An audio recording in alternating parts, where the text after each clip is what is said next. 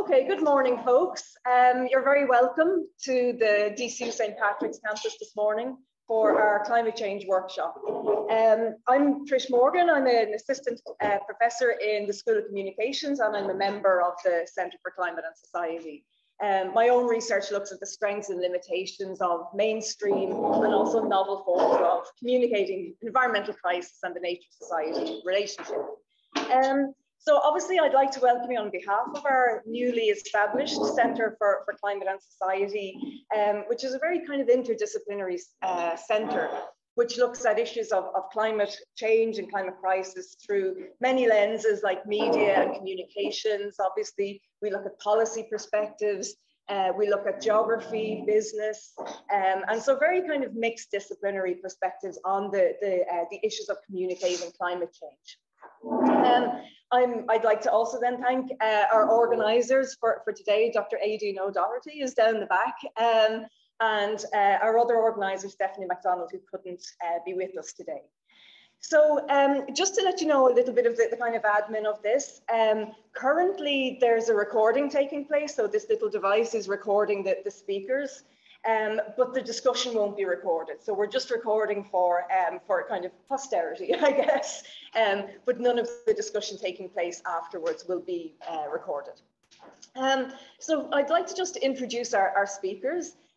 First of all, our keynote address will be given by Dr. David Holmes from Monash University. And you can see the title of his presentation here.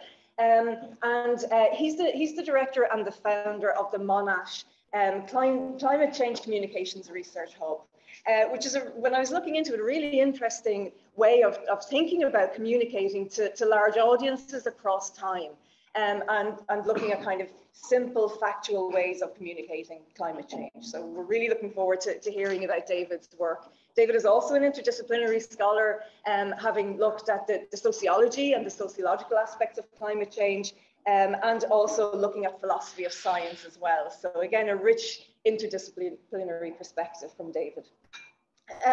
He has been a co-editor of an Edward Elgar published research handbook on communicating climate change in 2020, which again has a raft of different perspectives about communicating climate change.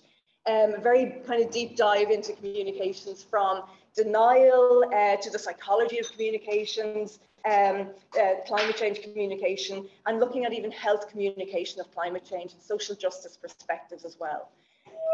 So David's keynote will be followed then by, we'll look at the policy perspective. And that's coming from Sorcha Loughnane, Sorcha is down there as well. Sorcha is currently in the Department of Taisceach, so our Irish Prime Minister. And she's got a lot of experience. She's currently a communications manager, but she's also managed like a lot of different internal and external communication strategies as well. So really interesting policy perspective from Sorcha. We then follow from Sorcha's perspective to Gary Tyrrell, who's there at the back as well. He's the Climate Action Officer for Taisce, for their environmental education unit. And the climate, as part of the Climate Ambassador Programme. So Gary's work has involved training and supporting over 600 different people to kind of to carry out climate actions and climate communications as well. And then we'll have Rosi Leonard also from a practice perspective, who'll be looking at she's a communications coordinator for Friends of the Earth Ireland, and she leads the One Future programme in Friends of the Earth as well. And this is a kind of a range and a network of groups across Ireland, and they're involved in advocacy for kind of fairer climate transition as well. So then when all our speakers have concluded, I'll be chairing and facilitating a Q&A and discussion amongst us all. So hopefully this will be kind of a more informal part of the morning, and you'll have an opportunity to talk to all our really fascinating speakers. So with that, I will hand over to David for the keynote address for this morning. Thanks so much, Trish, for that introduction. And it is so good to be here on the other side of the world from Melbourne and be at a centre that's really like-minded, so far away, and like-minded in the sense of seeing the importance of social sciences and what it can contribute to you know, thinking about climate change, policy on climate change, and delivering programs on climate change. So, and of course, you know, doing all the research that's necessary to address climate change adequately. So the fact that this is the first centre in Ireland doing that is a real credit to those who established it, and Dave Robbins and Pat Brereton, and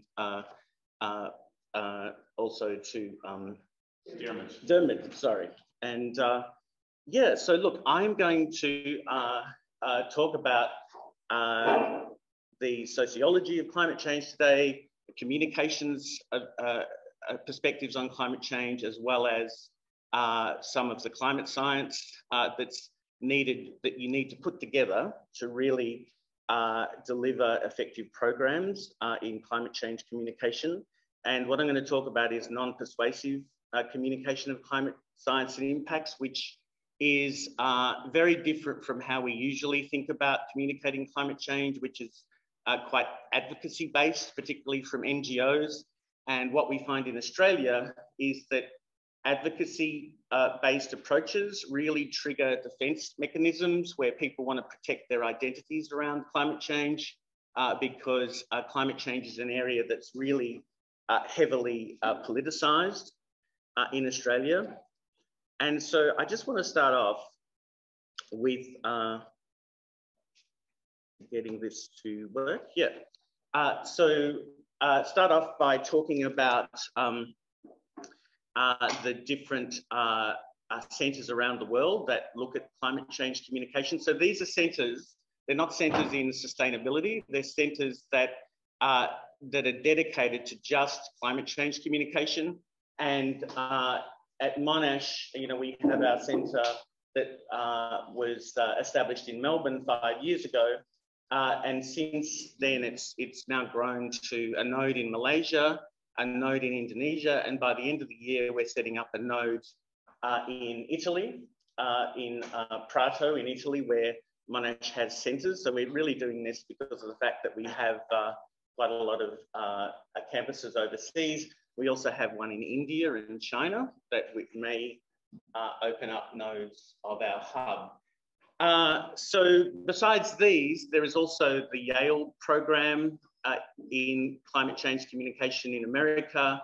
There's the Centre for Climate Change Communication at George Mason University in the United States.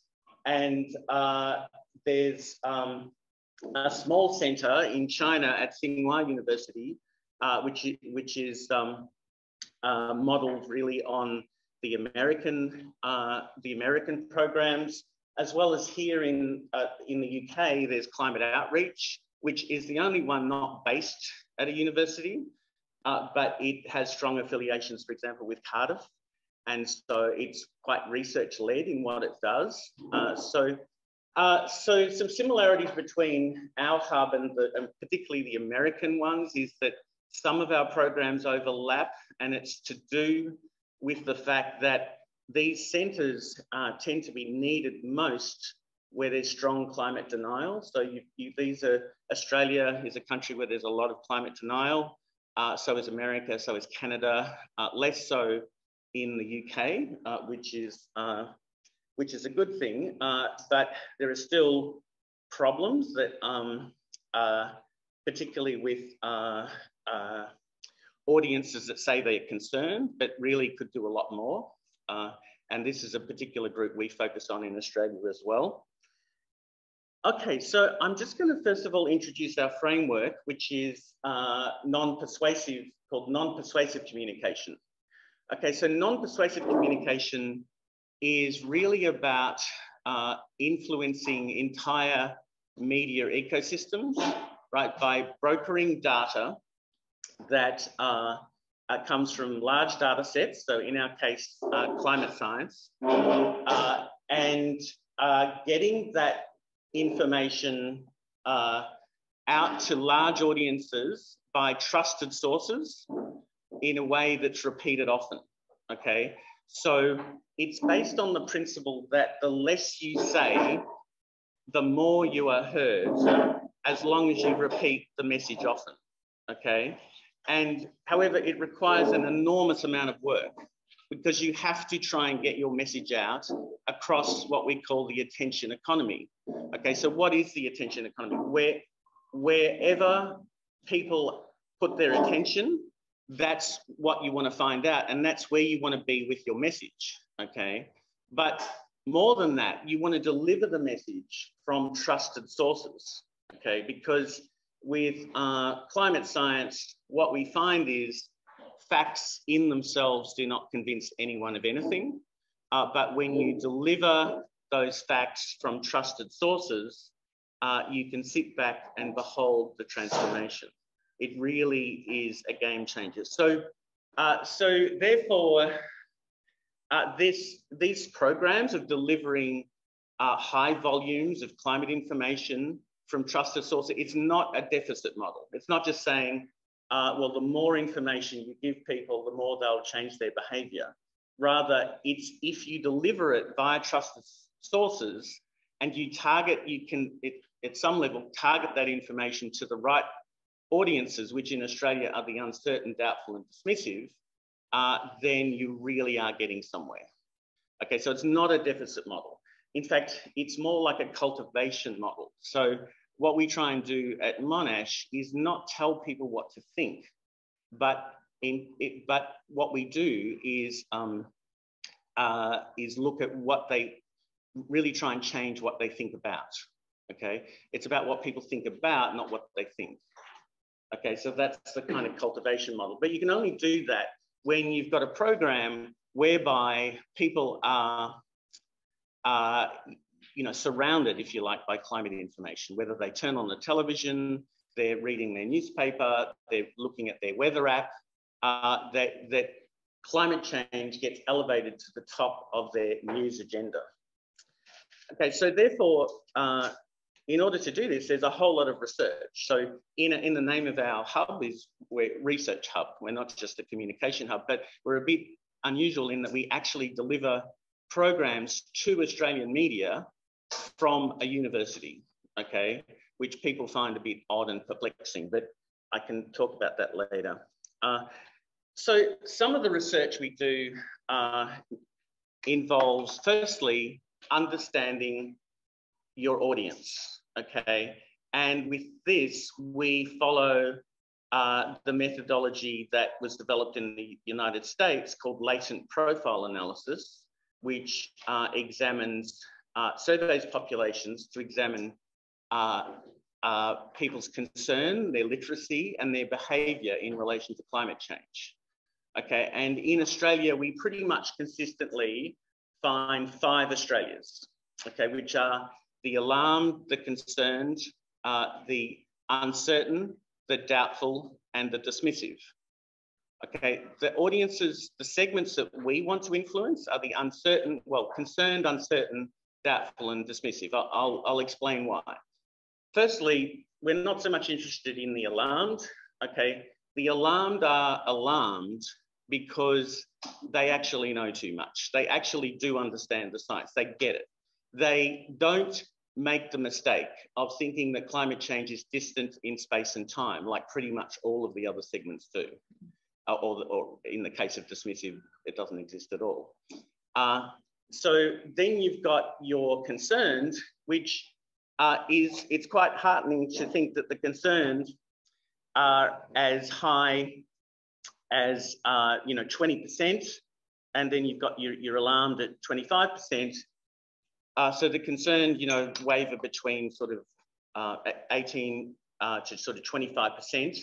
And that's sort of heartening to think that that's how many Australians are concerned. But when you drill down into what the concerned are made up of, you find out their literacy is extremely low, okay? Their literacy actually isn't that high. The reason they're concerned, it's because of their cultural politics. Okay, they're concerned about same-sex marriage, they're concerned about immigration, they're concerned about a whole lot of progressive things. And of course, I'd be concerned about climate change, whatever that is. Okay, I mean, they do have an idea of what climate change is and they'll say they accept the science. But the other aspect of the concern is that their behavior tends to be quite nudge. It's not, they'll, whatever, look, I bought a Prius, leave me alone. I take shorter showers, I'm done, you know. And that's about voting intention. Sure, they'll vote for a party that is more progressive on climate change, but it's more progressive on everything. So, but the concerns are, for me, a concern. Okay, it's not that fantastic that there's so many concerns. Okay, so that brings us to the uncertain. So your uncertain tend to sit on the fence as to whether climate change is caused by humans or climate change is just a natural process. They tend to accept that there is climate change, like remember that black summer from September 2019 to January 2020, when 10% of all of Australia's eucalypt forest burnt and 3 billion animals died. That was strange. Never before in such geographic extent has a whole nation burnt. And yeah, I think something's happening. It's probably climate change. Whether it's caused by humans, not sure, but pretty bad. So you want to be concerned about climate change. Okay, so then you have the next segment who are the doubtful, and they pretty much, you know, there's no way humans are causing climate change. There's always been climate change. Sure, we've had some bad seasons, whatever, and there probably is such a thing. But when you pitch a policy at the uncertain and the doubtful, and you tell them that they have to make a sacrifice in some way, like pay a tax, change their lifestyle, we find that you pretty rapidly lose them. Okay, like climate change, is it real? Well, hang on, it can't be so real that I have to make all these sacrifices. And you start to lose them, they swing back into, you know, maybe even start becoming deniers, whatever. So then you have your climate deniers, who are the dismissive group. And these are a really interesting group. In Australia, they're around 10 to 11%. They can be quite militant and quite articulate. So they've actually got very high literacy. It's just that they read all the wrong stuff because they're in a filter bubble, okay? And unfortunately, there's enough climate denying think tanks and blogs to feed their appetite. And they just endlessly go around in this confirmation bias. Some of them, you know, get really angry at just the mention of climate change. Some of them actively try and go out disprove that climate change is real. And as I say, they're literate. If you put a dismissive next to a concerned at a dinner party, the dismissive would win an argument. Okay, they're just so much more articulate, but articulate in the wrong information. And also the other thing about the dismissive, and I'm going to speak up for a climate denier here, is that their value action gap is actually extremely small.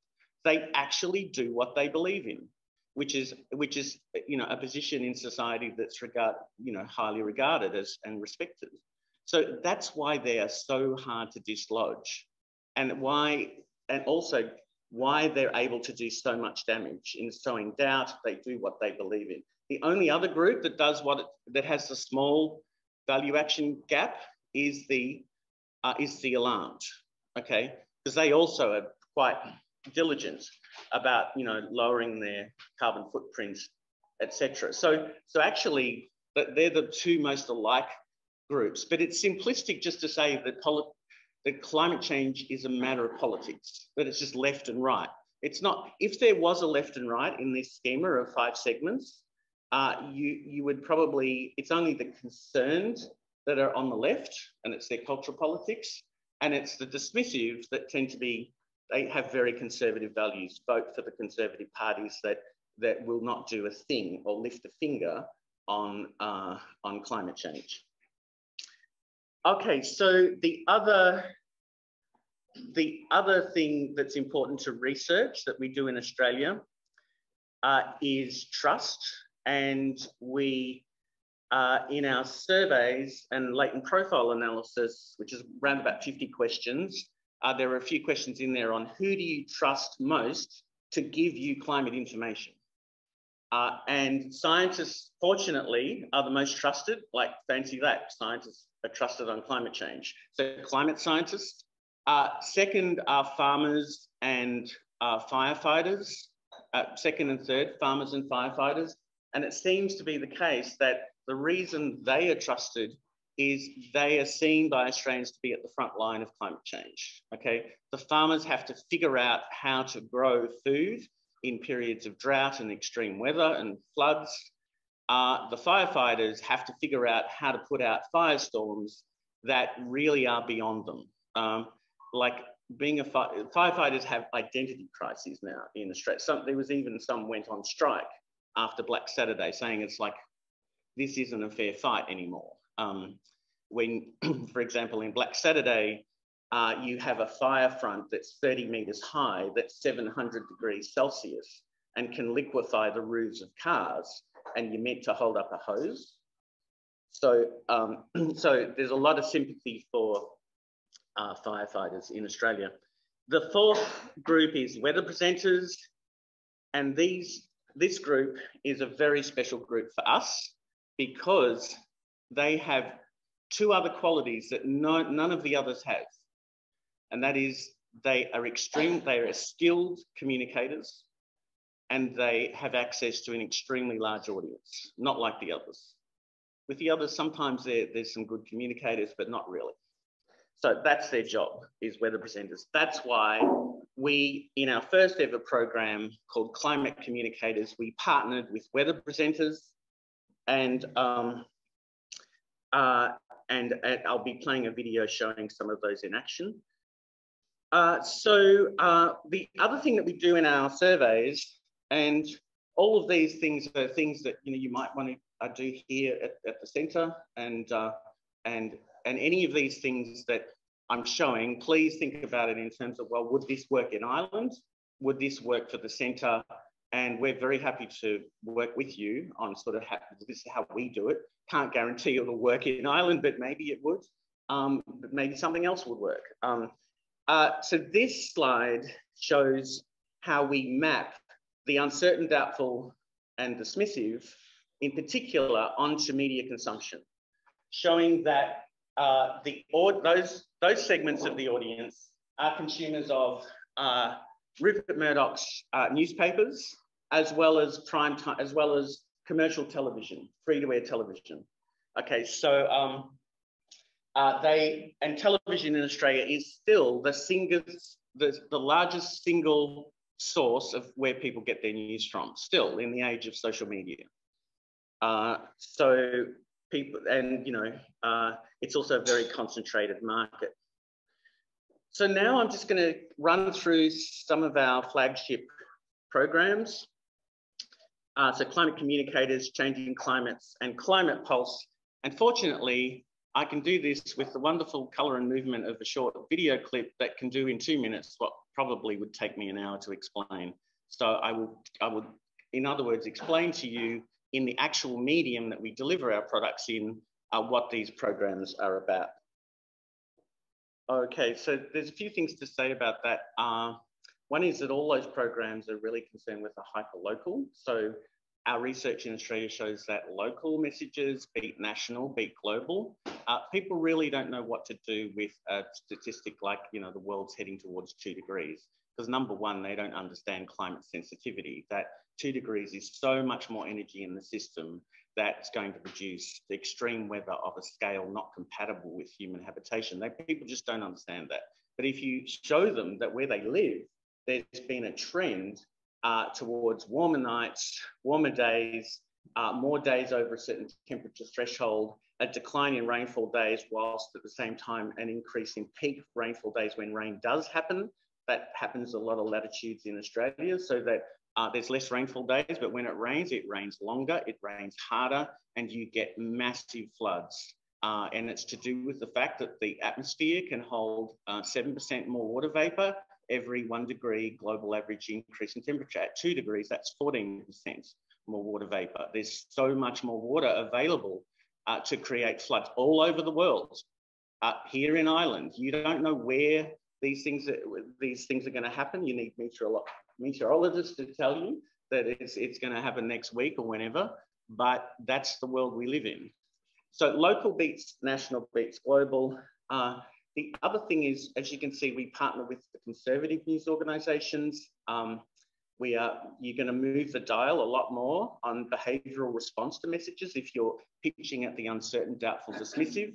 If, you know, we don't bother partnering with The Guardian, would it be easy to get into The Guardian? Of course it would. But they're already alarmed, okay? And they're already at a ceiling as far as behavioural response. So you're not going to move the dial there. It's a waste of time. The NGOs get in The Guardian and they all end up talking to each other through The Guardian and other means and through various social media channels where they're also in their own filter bubble, okay? So for us, that's problematic. The other thing is, to our surprise, when we started the project, we were obsessed with audience. You know, how, like, remember at the beginning, I talked about attention economy. You want to find out where the eyeballs are, go to where attention already is. That's the most important thing. As it turns out, we've actually had quite a profound influence over News Corporation's reporting of climate change, because we managed to partner with them, their data journalism team, which is the most sympathetic on climate change. They influenced the rest of the company. And on 11th of October last year, they sent us, they started a program, a campaign called Mission Zero to get to 2050 by net zero by 2050. And at the end of the month, they wrote us a letter telling us how much influence we'd had over their company, because we have now published thousands of columns in News Corp, and their readers don't seem to be turned off by it.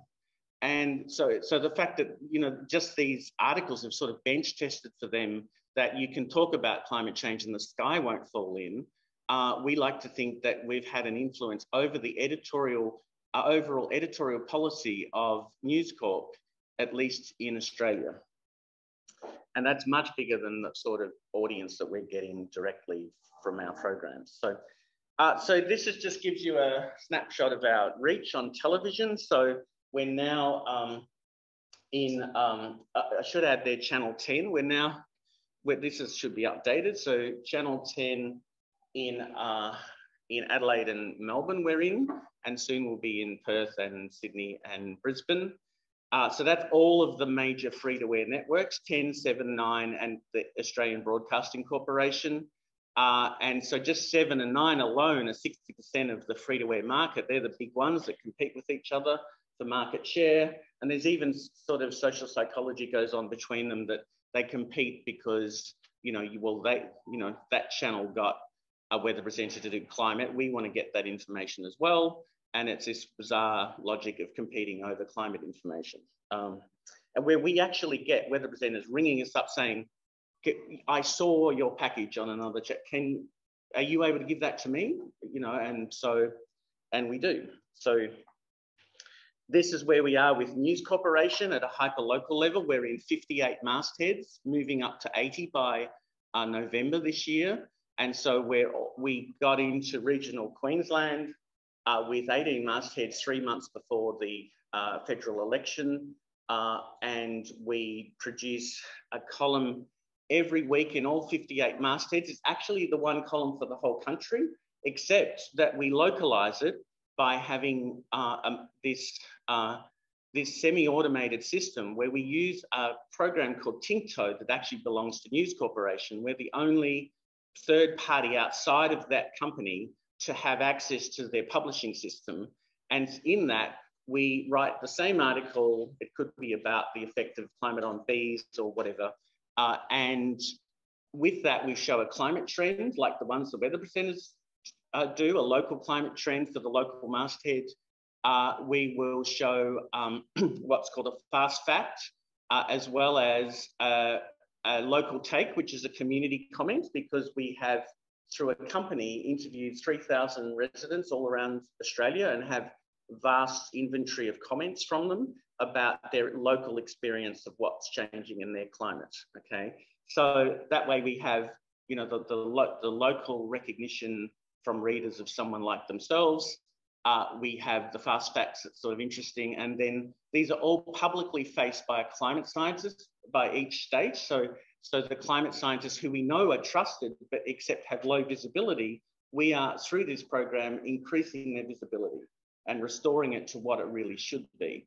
You know, climate scientists should be standing next to politicians, just like during COVID, how there were medical chief scientists saying, you know, we need to practice social distancing, we need to get the vaccine, whatever, we need to bend the curve. The same thing should be happening with climate scientists and how we need to reduce our emissions, or we need to bend the curve because there's something called delayed response, which is exactly the same as COVID. COVID is delayed response. What you do now can have enormous consequences just in a few weeks. With climate, what you do now will have huge consequences in the coming decades, and particularly because of its irreversibility. The fact that CO2, even with the carbon recovery cycle, has an atmospheric residence time of 1,000 years. Okay, so every bit of CO2 you put up, we all put up today, getting here or whatever we did, is going to stay in the atmosphere for 1,000 years. And so compared to COVID, COVID's actually the least of our problems. COVID, you know, the Spanish flu lasted about 2 years. Current COVID, a little bit longer, but climate change is of a time scale that's difficult to imagine. The other thing that we do at our hub is measure and evaluate all of our messaging. Okay, and we do this with a difference in different studies. So classically, what this means is that this is a 2019 study of newspapers, is that we measure exposed groups at the beginning and non-exposed groups at the beginning. So there's 1,000 in each in this study in 2019. And we test for their literacy, concern and behaviour. And then at time 2, we recontact the same individuals and get about 60% retention, okay, which could be 6 months, 9 months. And then we ask those same individuals about their concern, literacy and behaviour, the same questions, okay, and we even survey the people who aren't exposed. Why would we do that? Because they may have received climate information from other sources. And the difference between the non-exposed here and the exposed is this line here, which is for us the holy grail of climate communication, which we regard as impact. We show the impact to our funders, we keep getting funded, okay? We keep showing impact. And the impact was that those exposed, even with a relatively modest dose response, what we call dose response in those days, the 16% increase in pro-mitigation behaviour for those exposed, and compared to 4.5% for non-readers. And the exposed readers showed a modest 2.5% increase in concern compared to a decline in concern for the non-exposed. What we also found was that those who took pro-mitigation behaviours actually lowered their concern by taking the behaviour. So that's sort of one explanation for why concern runs behind behaviour. But usually it's always behaviour is the biggest increase, and that's what our benefactors are after. They kind of don't care how you get there as long as there's a change in behaviour. Just quickly, I'm going to show you the Australian election. So we did an analysis. All of these yellow bars are all of the seats that swung to climate-friendly candidates in the election. So there was a huge swing right across Australia because it was really a climate change election, even though the politicians refused to talk about climate change. But the silent majority, that's what they were thinking about. Why? Because since 2019, they had Black Summer that I described to you in graphic detail. And they also had these floods this year that were just off the scale, even in towns that are used to getting such huge floods. And so out of all of these swings, the places where we had, where our hub had media products are represented by the purple bars, and where we didn't is represented by the orange bars. And so you can see the extent of our influence, perhaps, although I'm not claiming causation, I'm just claiming correlation there. But did our products hurt in those electorates in terms of, you know, voting intention is a behaviour, and we count that. We're not political. We're not aligned with any particular party. Any party that's going to do something about climate change, though, is obviously a party that is going to address the kinds of behaviours that we're interested in. So yeah, so just here you can see in this map, all the purple and the mauve in the capital cities is, the purple is where there's been swings of more than 10%. And there are also seats where we've had heavy media presence on television, hyperlocal. We're also effectively in all the metros. So because the hyperlocal comes under the metros, and it's through geolocation that our articles come up to the top in your feed. So yeah, so you can see there quite a strong correlation. Okay, I'm just, I might sort of skip over this. This is just to do with where our campuses are. So as I said, we're in Melbourne, Jakarta, Kuala Lumpur, and Prato in Italy.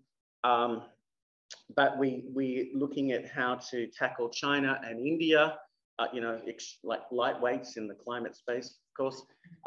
So it's a bit daunting, I have to say. And then we also have partnerships because our hub was awarded the flagship program with the International Universities Climate Alliance. So all these other universities that are in the Alliance wrote to us and want to partner with us. Together, all the countries that these campuses and universities are located in add up to 60% of global emissions. And they are also adjacent to protecting really large biomes, okay? The Congo, the Amazon, the huge stands of rainforest in Kalimantan and Borneo and Sumatra and Flores and Irian Jaya, etc. So, so we're going to be doing things there. So for all of these nations, we've now mapped climate change performance by nation, climate policy by nation, attention economy by nation, media ownership and control, media reporting, and audience segmentation analysis. We haven't completed all of that. We're doing Malaysia. We're doing, working with another group with Germany. We're going to have to do Italy soon. And we also work with our code base. Took us 2 years to develop this, where we put climate data through the code base to get the hyperlocal trends, climate time series trends. And so I asked our climate scientist, who's our knowledge broker, to put the island stations through. And normally we use GSOD, Global Summary of the Day from the WMO, but he found that we've met Iran, that he had got really good access. Some countries you can't, like the Met here in Ireland is super friendly, and it's started to go, and just he got that and he said, oh, just use that and plug that in. And I'll just give you some examples. Dublin's warming days. So warming days over the whole year is, we can do this for season, for a month if you like, is 1.15 degrees warmer than 1950. Summer days, 1.2 degrees warmer than 1950. Shannon warming nights, so warm nights. By the way, we always tend to find that nights warm at a much greater rate than all over the world. Universally, they warm more than days. So climate change happens whilst you're asleep. Okay. Warming days, 0.9 warmer than 1950 for the whole year. Winter nights, 1.9 degrees warmer. Shannon, 1.5 degrees warmer. There's yeah, unusually, like there's been a cool dip since in the last, say, 15 years. And I just, look, I haven't looked into it, but I hypothesize that the acceleration in the melting of Greenland and the huge area of cold water now that's shutting down the Atlantic meridional overturning circulation is probably got a lot to do, particularly for Shannon. But anyway, that you can do a whole talk on that. So warming August nights, etc. So the other thing to mention is we we have bought from Factiva, which is many of you would know is a newspaper archiving service, paradoxically owned by Rupert Murdoch, which I quite find a sort of delicious irony. But we've bought all of the articles that have covered climate change since 1985 around the world in that database at least. It costs us a lot of money, but we got 22 million of them, and we can divide them by country. We can time slice them for just the last year, not the last 37. And this shows top media groups in Ireland by reach, but also media outlets with the most climate coverage in Ireland out of 52,000 articles. And so we've got that ranking for every country in the world. And this is the Ireland one. And that's just to show you the UK one. That's 2000 to 2022 time slice. So just quickly, because I'm mindful, I don't want to go too much over time, I'll just briefly mention two other projects. One is Climate Direct. So this project is a rapid response project similar to the UK Science Media Centre, but it's much more dedicated. It's just climate change, where we use Factiva to find who are the most regular commenters, who are the good communicators as far as sources. And then we also find who are the journalists that cover climate change the most. And so that we can basically create this rapid response service that is also by topic. So here is, we have all of these, they have a website with all these icons. So you click on the icon, it flips over, shows you what the expert would talk about, and then you click on to get through to the expert. And they would differ by country. So for example, in Ireland, you wouldn't need an expert on East Coast lows, there's no such thing. In Ireland, you wouldn't need cyclones. Well, you had Hurricane Ophelia in 2017, 18, but that was unusual. But you get mid-latitude storms. Like you need someone for those mid-latitude storms like Eunice and Eleanor and Ophelia. Certainly, there's a lot to say about those. So just finally, the last project is it's based on a project by John Cook, who's at our centre, who's working with some academics in the UK, which includes Travis Cohn from Exeter and also Constantine Basalis, who's here today in the audience, who's from Trinity College here in Dublin. And this is based on what's called CARDS, computer-aided recognition of denial and skepticism. And CARDS basically is a process of training up manually with climate experts, climate science type people, manually, what is the taxonomy of all of the climate denial claims that they found in climate denying think tank blogs over a period of about 20 years, training up an algorithm to the point where that algorithm can then detect any further information that you feed into it. And in fact, they ended up feeding in 250,000 articles into this algorithm and found these trends over 20 years. First of all, that there's a slight decrease in discrediting the science. There's a slight decrease in discrediting claims that climate change is caused by us, by humans, that it's not even happening, and then even if it is happening, it's not bad. But the thing that really emerges is that climate denying think tanks are attacking the solutions, okay? Like they're sort of giving up a bit on, well, attack the scientists, but people probably still trust the scientists. So what are we going to do with this? What we're doing is going to feed through the 22 million articles I spoke about, put them through and get a snapshot. As soon as we clean all of the text with machine learning engineers, we would get a snapshot by country, by the whole world, by time slice, and then we are also building at the same time something called the last project, Climate Genie. And Climate Genie is real-time detection of climate misinformation fed by cards that looks like this. Okay, you download a plugin, you plug it into your browser, you log into an article online, and highlighted is all the climate information that's being powered by cards. This is in real time. And we expect this to be ready by November, hopefully. And we think this is a game changer.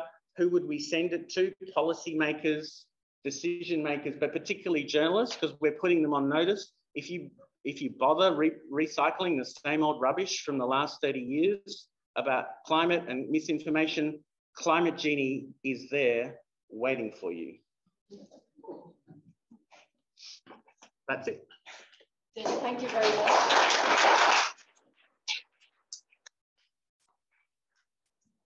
Thank you very much for an absolutely fascinating insight from many different disciplines, and including the science and the hyper-local in terms of Dublin and Shannon trends as well. I'm sure everybody's got, I'm sure there's plenty of questions and opportunities for discussion with David, but what we'll do is we'll move on to our next speaker, who is Sorcha Loughnane from the Department of the Taoiseach, to give us a policy and government communications perspective. Thanks a million, Trish and Diarmid, and thanks, David. That was really fascinating. So I'm just going to be talking a bit about, I suppose, the government climate communications context. I have worked for a few years in the Department of Environment and Climate in Communications, and now over in the Department of Taoiseach. And I suppose one of the things when I started out in the department, and I suppose just from the get-go saying that communications and proactive strategic communications like this in government is relatively new, I suppose. I mean, we're quite used to that kind of reactive traditional press office kind of function, but this whole idea of being really kind of strategic and focused around climate communications is quite new. So yeah, I mean, it's interesting, David's point about, kind of paring down one message and saying it often, because one thing that we found when we were looking into how much climate communications was out there from government, certainly, and this is just, I suppose, a representation of all the different departments and agencies who, at the point when we were developing the 2019 Climate Action Plan, were engaged in some kind of communication around climate. And you can see there, you can't read it, but the blue top right-hand corner is the Department of Environment and Climate, but you can see how many other agencies, departments were doing things around climate, communicating about climate. So that sense of there being a lot of information and activity out there, but, probably not enough kind of coordination of that and pulling that together, or being really focused about our climate messaging. And so that was certainly something that we felt was a need when we moved into the 2021 Climate Action Plan to look at the kind of, I suppose, the quantum of climate communications out there and see how to get a bit more focused and coordinated with that. So for the Climate Action Plan 2021, there was definitely a real focus on climate communications being a critical aspect of this. Obviously, communications going hand in hand with policy, but some of the key goals from the 2021 plan, improved climate literacy. I think even defining what that means, climate literacy for a room full of people like this versus climate literacy for different communities in different areas. Evidence-based action, it was really interesting to look at what David and Monash are doing around measurement of activity and what impacts they're measuring. So it's not just about output, it's not just about, here's this campaign or that campaign, it's really about what impact that is having and getting better about measuring that. Citizen and community action, I think, has been a really important part of our engagement and communication strategy for this Climate Action Plan, which really is about going to where people are, understanding that different communities in different areas have different concerns around climate. And then what the Department of Taoiseach are working primarily on this idea of coordinated climate action communication. So really bringing government agencies and departments together and understanding how we are kind of, I suppose, coordinating and aligning our communications better.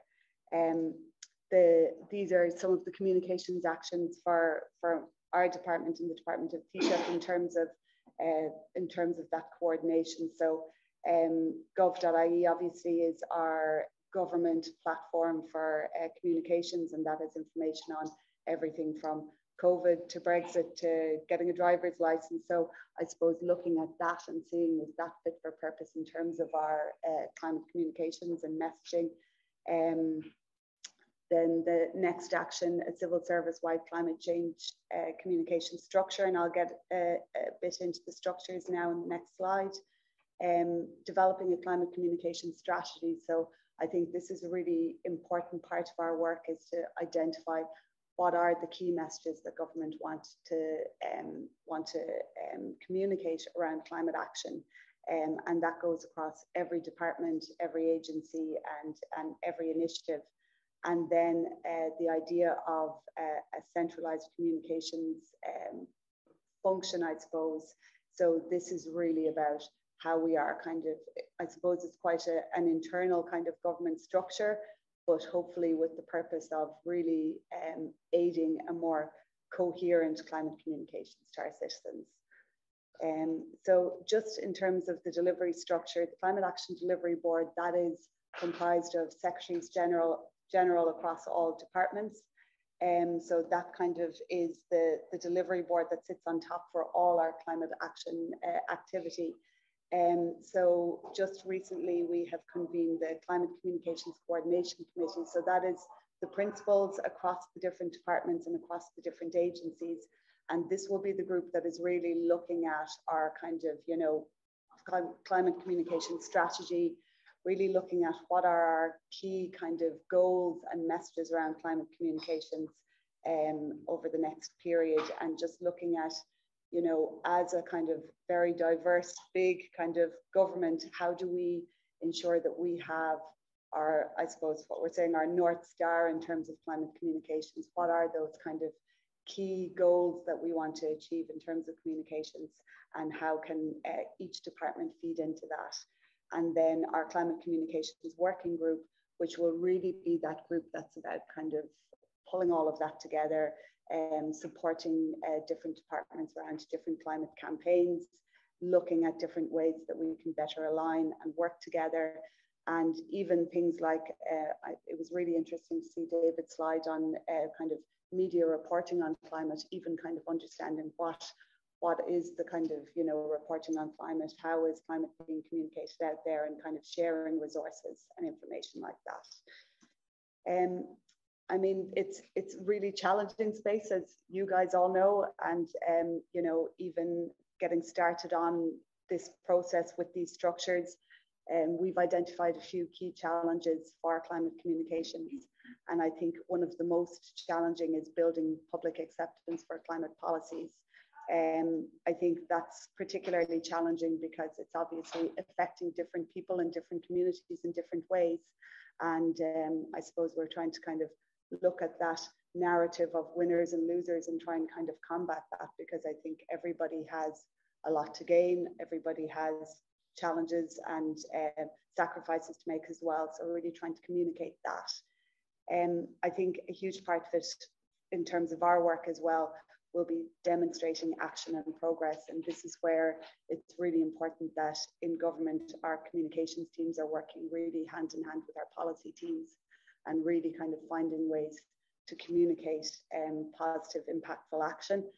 And I think the other side to kind of ensuring that it is coordinated across government is the idea of communication co-benefits. So how are we looking at climate action through other lenses, through a health lens, or through a culture lens, or through a, you know, homes and, you know, buildings lens, or anything like that. So I think that that's going to be a really important part of our work in terms of cross-government climate action as well. I think that research and insights, it's something that I suppose we've kind of from the start identified as probably something that we're not kind of joining the dots enough on in terms of climate communications. And there has been so much really fascinating, interesting research that's emerging now from the EPA and Yale, Climate Change in the Irish Mind, our studies that the ESRI is doing, our work happening here in DCU or in other academic institutes. So I think that idea of really trying to join the dots in terms of the research that's out there, getting more evidence-based around our climate communications and identifying any data gaps there and sharing that knowledge as well. I think that the Department of Environment and Climate are doing a lot of work now on trying to build more of a kind of, I suppose, a repository of this kind of research and how we can actually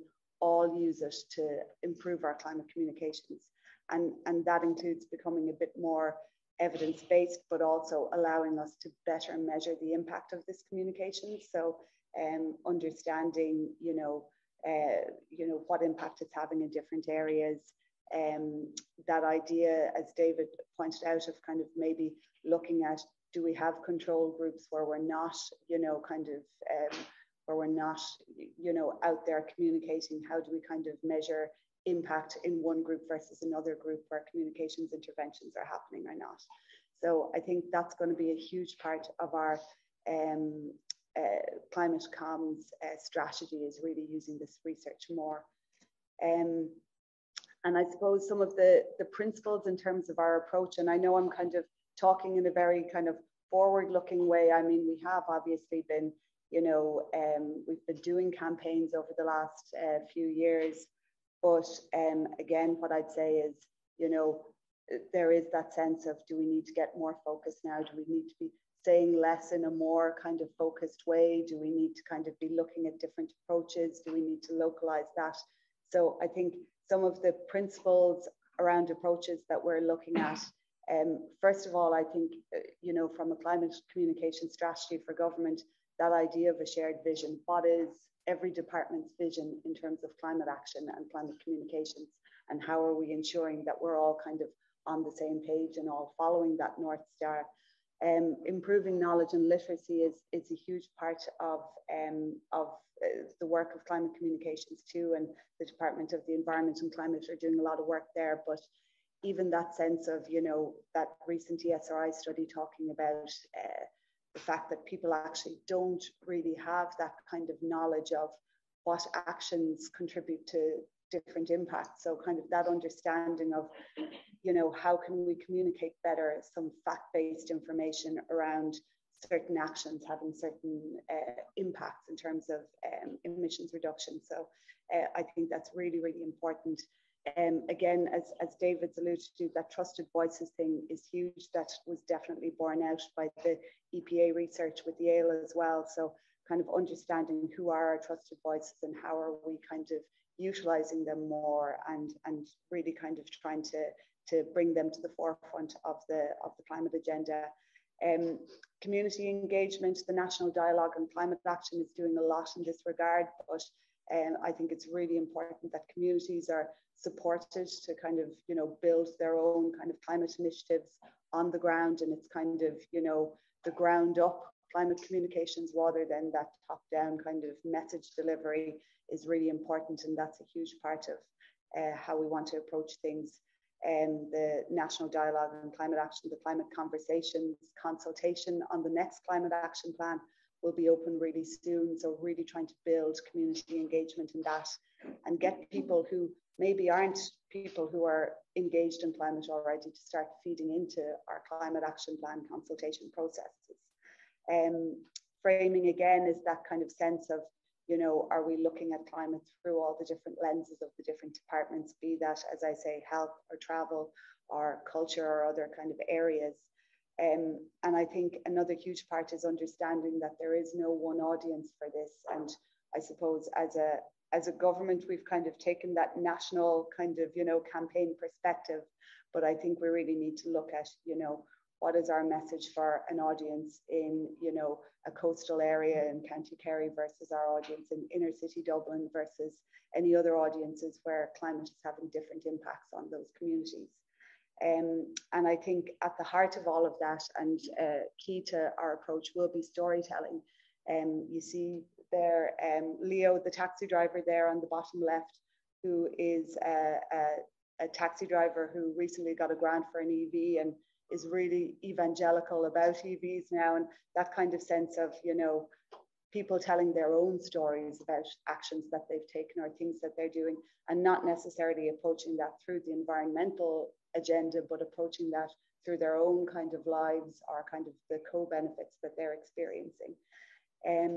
So I suppose that's a very overview idea of what we're at in terms of climate communications in the Department of Taoiseach and across government.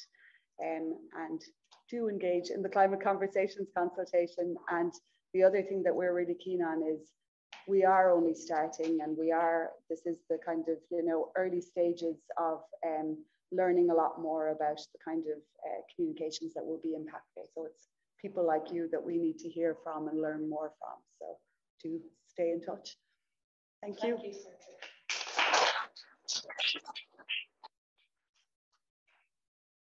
No, you can stay for that. Yeah. Thank you so much, Sorcha, for that perspective from the government level and ideas of moving from reactive to proactive communications and how to do that, the challenges and the benefits and the approaches as well. So thank you for that.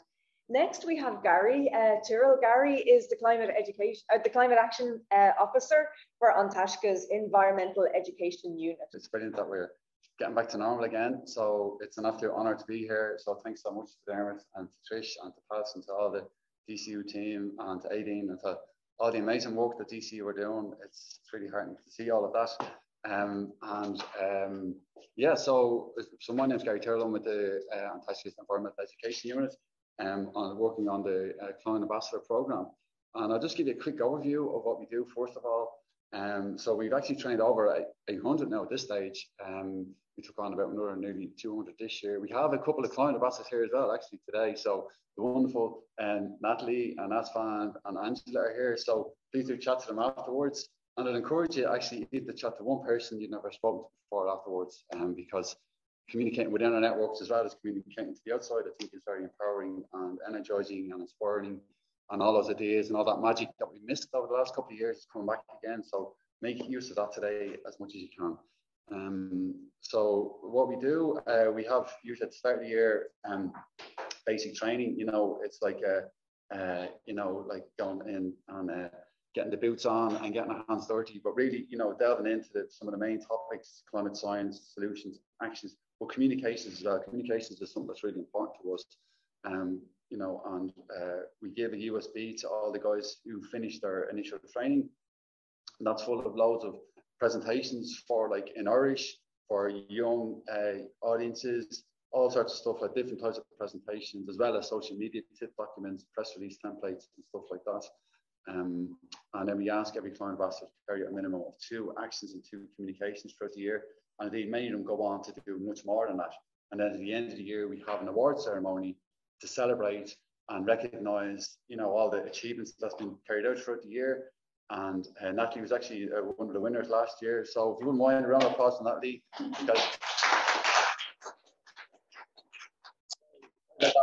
But we didn't actually have an in-person awards because of, you know, COVID and all that stuff. So so well-earned recognition for Natalie and all the amazing work.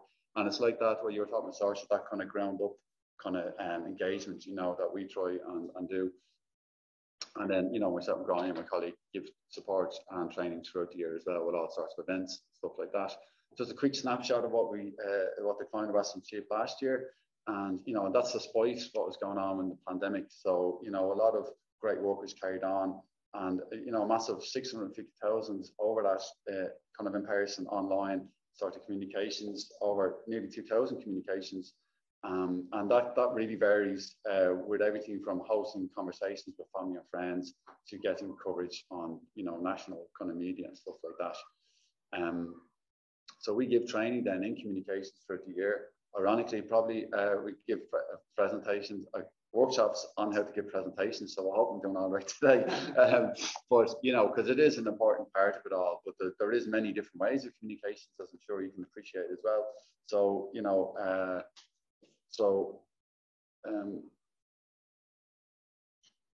Yeah, so it's really about communicating in all its different formats. And storytelling, as Sorcha was just mentioning there, is really important part of what we do. And, you know, it's really kind of encouraging people to share their own personal story as part of it all. Because like David was saying as well, like, you know, there's no point in ramming all the facts and figures down people's throats. You know, that's not going to work. The more facts that we have. So it's really about kind of honing your own personal story as part of that. You know, no one can deny that story, and it's really an effective way of engaging with people. And then that story can be, you know, tailored and developed, and it will be different if you're giving a presentation to, you know, a group of people as opposed to having a conversation one-on-one. You know, so it's a really interesting, fascinating area, and it can be quite fun as well. So, you know, that's the type of stuff that's some of the stuff that we would do within communications. But then the arts as well is another really important area. So we've been involved in Culture Night for the last 5 or 6 years. The program itself has gone since 2018. And I think pretty much since the start, we've been involved in Culture Night. This is just an example of last year with SIVE. We had an online event where there was like chats and conversations, as well as having, you know, live music from SIVE, kind of talking about our songs, but then playing some kind of nature-based kind of songs as well as part of all that. And you know, and SIVE is actually a client ambassador this year as well now, so do check her out if you don't know her. She's a really talented musician, really great stuff. But there's many other ways, I suppose, to communicate through the arts and even through gaming, you know. And this is at All Together Now Festival a couple of years ago, and you know, we had a couple of games there related to the global goals, and the kids particularly loved it. And we found it was a good way to chat to the kids, but the kids pretty much knew it all already. But kind of an unintended consequence we found in this situation was actually chatting to the parents. So we were kind of being strategic, and while the kids were playing, one of the rest of us would be chatting to their parents. You know, we kind of had them collared, so it's like, haha, we have you now. So we were able to have a conversation with them, and they were kind of trapped while their kids were having fun. So it was a lovely new kind of strategy that we learned on that one. But you know, it's just, I suppose, shows the flexibility and open-mindedness that you can have that approach with communications. It is an art form in itself, I suppose, and so using all these different art forms within that can be really effective. So, you know, and we've seen that really quite impressively with the client ambassadors, with the types of communications that they come up with each year. It's really fun and engaging parts to see, and really inspiring as well. And just last week, just a more recent example, I suppose, this was down in Galway on Saturday. We had a biodiversity and heritage walk in River Corrib teaming up with NUIG down in Galway. And, you know, just kind of connecting and appreciating biodiversity. And the actual words climate change, I don't think were used that much on this walk, but it was kind of there in the background. The councillor and current Lord Mayor, Colette, there in the middle, she's a client ambassador as well. She was really talking about, at one point, we invited her to give a bit of a talk. And so she was kind of talking about the importance of talking to your politicians. And that's actually something that we do workshops on ourselves as well. But that really, you know, and kind of talking to politicians is we're lucky in Ireland that we can do that in a really effective way. And I know Dermot does great work as well in this kind of field as well, you know, sharing that information of what's going on and being able to feed that back to politicians about what we are or are not happy about, what we want to do more on. But, you know, and just the consultations as well, like the Sorcha was talking about, I think that's another really effective way that we can all kind of play our part in communications. But yeah, just getting out and connecting with nature is an important part in softer ways of communications, I think. And again, that kind of informal networking, you know, the chats that was going on throughout that walk was brilliant. And the kind of, you know, people meeting each other. There's quite a few client ambassadors there as well. It's always busy introducing them all to each other. And just that energy and ideas that are bouncing around is really, you know, it's that kind of magic that you don't get on Zooms. So again, definitely do try and talk to a few people today, especially people you don't know, and see what magic can come from that. But kind of connecting the dots as well that the two previous speakers were talking about, that's something that we really try and focus on.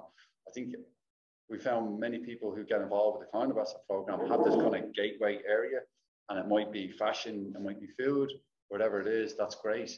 And, you know, we've seen how people, myself included as well, how, you know, when you come in, you realise you start seeing everything, you're connecting all these dots, and then it's encouraging others who may already, for example, be involved in fashion, to get them, you know, thinking about the kind of slow fashion approach, and then, you know, seeing the progression throughout the year of training, how they're then getting involved, and, you know, realizing the connections and other areas that they can make changes in, or other areas they can talk about as well, which is even better, you know, with whether it be food or anything else that they find an interest in. So another area that we've had a lot of fun in the last couple of years is within podcasts. And I suppose a blessing has, through COVID, has meant that we were going to be recording a podcast in a studio in Dublin, but then, you know, everything went online. But then all of a sudden opened up the international kind of market for speakers, if you like. And kind of couldn't believe that Professor Catherine Hayo agreed to have a podcast with us. But absolutely mind blown. I really encourage itself. Sorry, a quick plug here on that, but like, do check it out. Like, she's an absolute master in communications, you know, and just talking about things like listening, you know, how central and core that is to communications.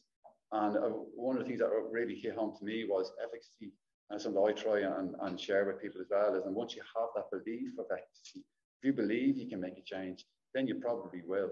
And conversely, if you believe that, you know, you can't do anything, well, you're probably right as well. So it's trying to encourage people to have that sense of efficacy. But there's loads of other things, like psychological distance, solution aversion, social change, and stuff like that that Catherine talks about. But she's just really fun, you know. She's such a high-level academic, really knows her stuff, but at the same time, it's good crack, you know, and has a laugh, great storyteller, so central to communications, you know. And then another podcast we had just before that was actually on climate change in the media with DCU's own Dr. David Holmes, the legend that he is, you know. But we you know, I just think collaboration, I suppose, is a point to talk about here as well. Is, you know, together we're stronger, like you know, cliche, I suppose, but it's really true. And, you know, we've had many great collaborations with DCU. We, you know, that you might remember that on tonight's photographic exhibition we had, that Pat and Dermot helped get us open here. Again, another way of having the arts involved, and just like getting anywhere you can get people together is a win in itself, I think. And then, you know, the magic will happen after that.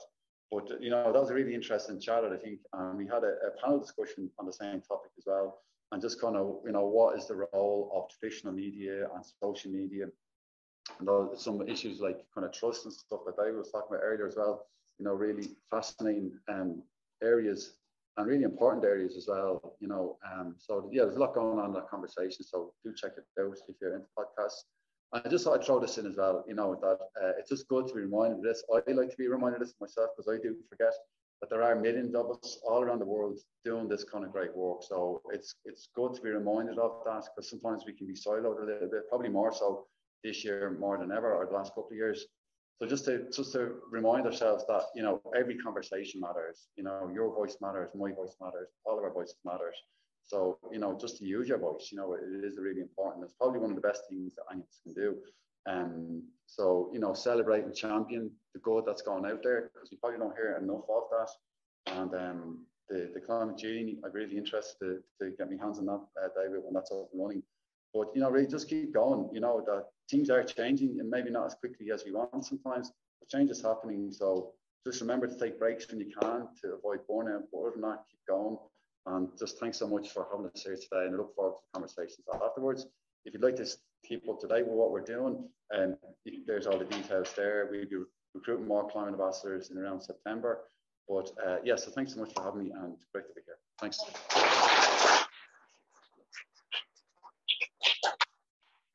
Thank you, Gary, for that really interesting insight from practice and on the ground, a variety of actions that are taking place through on Taisce. I'm just wondering, do we have Rosi in the room as well? Rosi, hiya. If you want to come up, Rosi Leonard is the Network Development Coordinator with Friends of the Earth Ireland. So she's going to present from a practice-based perspective as well. Hi, my name is Rosi. I work at Friends of the Earth Ireland, and my role is Network Development Coordinator. So basically what I do is I support grassroots groups who are fighting climate change, and who are fighting extractivism, and who are fighting all the different things, the root causes of climate change in Ireland. And we do education work, we do political education, we support with campaign work, we support with organising, we do lots of different things like that. And as you said there, like my the thing that I will be speaking about mostly is kind of practice. So how communication works when it comes down to actually building power in our communities against the lobbyists who are making the solutions seem impossible. So one of the main groups that I support is groups called One Future. Some of you may have heard of the One Future group, some of you may be in the One Future group, but basically what One Future is it was a network of groups that was established before the last election. And it was set up as constituency-based groups, just of community members, people who lived in the area, who wanted to basically lobby for faster and fairer climate action on a national level and on a local level, and I suppose as well on an international level. And they were primarily set up as kind of lobbying vehicles. So people would, a little bit like you might remember around repeal or in the marriage equality referendum, people were lobbying in their communities. They were door knocking their neighbours. They were holding stalls in the community to talk to people at a community level, a street-based level, door to door about the issues.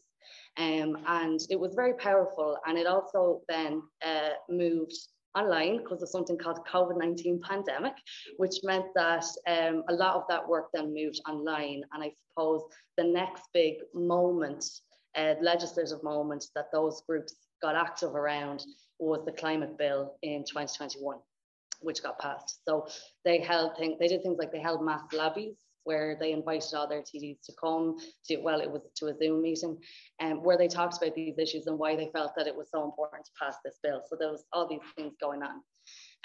I think now what's happening is we've had a lot of kind of legislative moments that happened in the past, but the challenge for us now is moving away from just reacting to these legislative moments where we think that there's a possibility to make difference, to actually building stronger roots in communities to fight for more action around climate change in every part of our lives.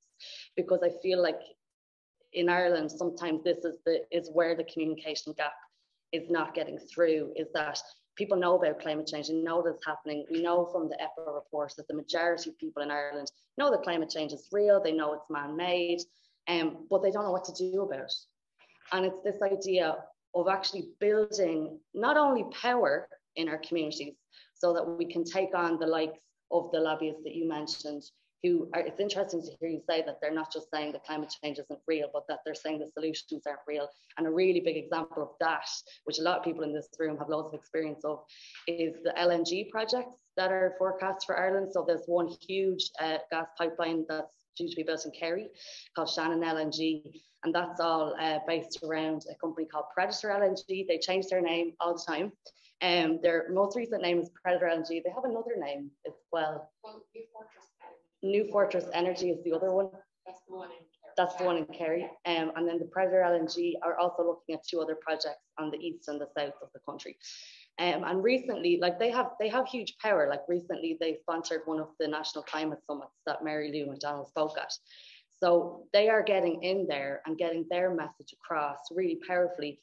Not that the climate change isn't happening, but that they are the solution to it. That if we just get more fossil fuels, not only will fuel prices go down, but it's more sustainable, it's a better source of energy, it's better than coal, etc., etc.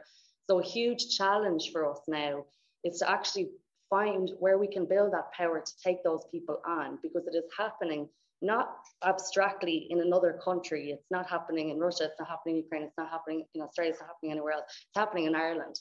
So it's happening in our communities, and what are we going to do about it? So that's one thing. Where One Future have been really powerful, I think, in organising around these issues is at the national scale, like at moments where there's kind of legislative things to be decided and kind of pushing TDs to vote from the point of view of reducing the effects of climate change, but also in taking on where this destructive activity is happening on a local level. So for example, there's a One Future group in Fingal, which is just north of here, at the top of Dublin basically, and Fingal has a huge amount of industrial land. So it kind of affects different parts of Ireland, not equally, right? Like we can't imagine a massive power plant being built right here in Drumcondra, but it is happening up in Fingal. And there was two recent moments there where they actually tried to get a bit more organised in their own community. One was around a gas plant that was going to be built by someone whose history in building hotels in the north. So there's a huge kind of economic opportunity for people right now building gas plants in Ireland. But basically they kind of, I mean, what they did was, in the scale of things small, they basically organised to send in a collective objection. Some of them door knocked around the area that the gas plant was going to be built in and tried to get people to oppose it on the basis of climate action, but also on the basis of health. Like locally, why would they be looking at building a gas plant where there's so much industry already and when there's other solutions that could be put forward? That gas plant was not given planning permission, so it's not happening, which is great. And they didn't appeal it, so hopefully it won't be built at all. More recently, there was a lot of organising that they did around the big data centre that's being built in Fingal. Unfortunately, that does look like it might be going ahead. It's got the Huntstown data centre. It's massive. Interestingly, in terms of, we know about data centres and the enormous amounts of power they consume, like what are they really being used for, the enormous amount of water they use. They're a huge drain on all our resources.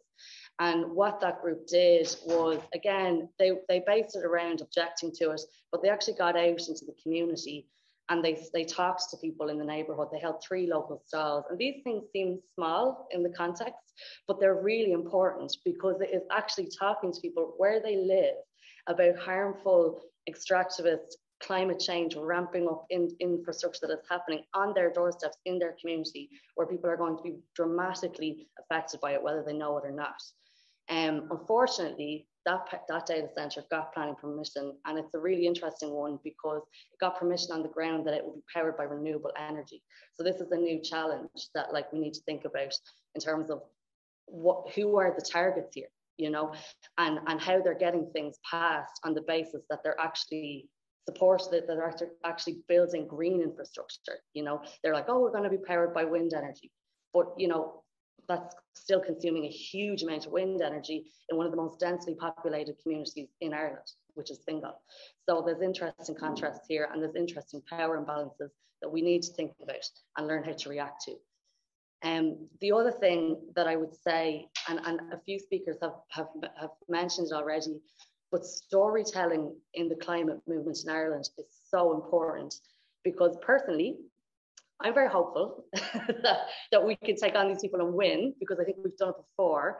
I think that we're really lucky in Ireland that we actually have a legacy of amazing activism and community organising, which is different to mobilisation, around challenging really harmful infrastructure that's coming to the country. We might remember Shell to Sea, which went on for a decade or more. Unfortunately, Shell built their offshore gas pipe, but there was a huge community backlash to that, where people really came together and worked together to fight it. And of course they won, but it cost them like €1 billion or something to do. They thought they were going to walk in and build this pipeline and that was it. And it wasn't that easy for them, and that's really important.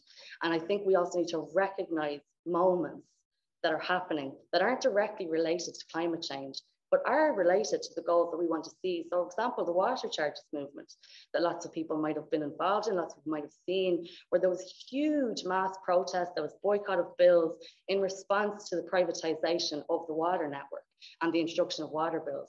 And although it wasn't directly related, and I was involved in that, and in my local water charges group, we never talked about climate change, but we did talk about natural resources and public ownership of natural resources, and why the system, why we were being told that we needed to pay so much more and privatise water network and sell it all to Dennis O'Brien, who works in telecommunications and media, rather than actually spend public money in supporting our water network and safeguarding it for future generations, and not creating a new wealth gap between those who can afford to have a shower and those who can afford, who are actually conserving water for really precious moments.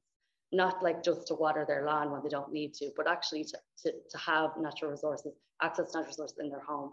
So recognizing these moments and being able to tell the story of how it links to fighting climate change and building power locally is, for me, essential. And that's all I will say. Thank you so much.